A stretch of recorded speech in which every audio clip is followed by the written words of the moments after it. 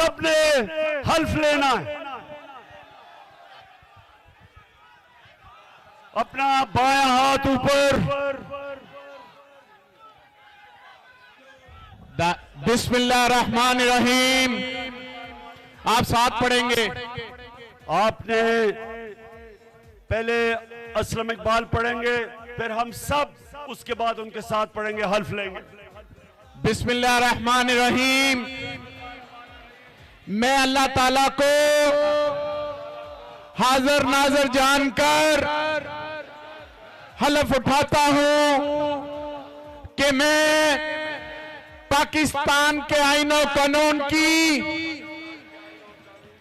हमेशा पासदारी करूंगा और ये कि मैं बैरूनी साजिश से आई मौजूदा हुकूमत को अवाम की जमहूरी ताकत से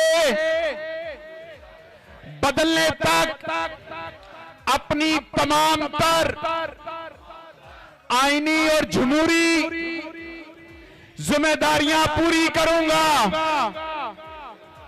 और ये कि मैं खुशहाल और आजाद पाकिस्तान के लिए हमेशा जद्दोजहद करता रहूंगा।